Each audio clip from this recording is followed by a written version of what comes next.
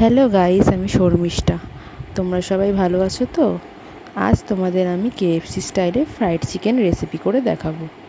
তো আমি এখানে 500 গ্রাম চিকেন নিয়েছিলাম, সেটাকে আমি ভালো করে ধুয়ে নিয়েছি।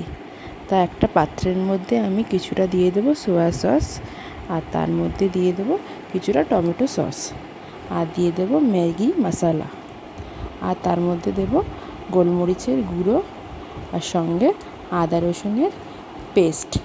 তো এইটাকে ভালো করে আমাকে ফাটিয়ে নিতে হবে।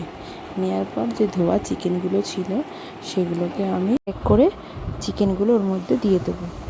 দেওয়ার পর সেগুলোকে ভালো করে ম্যারিনেট করে রেখে দেবো 2 ঘন্টার জন্য।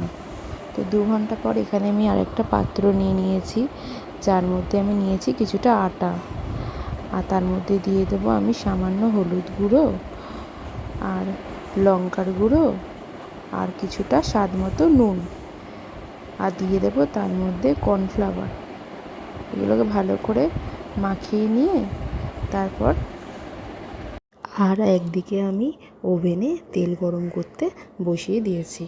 তারপর ম্যারিনেট করা চিকেনগুলো এই আটা আর কর্নফ্লাওয়ার মিক্সের মধ্যে দিতে হবে। এখানে আমি একটা পাত্রের মধ্যে 2টো ডিম নিয়েছিলাম, সেই আটা কর্নফ্লাওয়ার থেকে তুলে সেগুলো আবার ডিমের মধ্যে দিয়ে পুনরায় আবার আটা আর কর্নফ্লাওয়ারের মধ্যে দিয়ে ভালো করে মাখিয়ে নিতে হবে। ভালো করে মাখিয়ে নেওয়ার পর এগুলোকে আমি দিয়ে দেবো তেলের মধ্যে এক এক করে।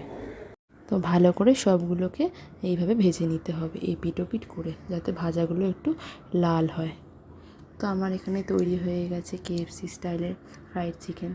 তো তোমরা কমেন্ট করে জানিও কেমন হয়েছে। তো তোমরা এটা সস কিংবা মিয়োনিজ দিয়ে খেতে পারো।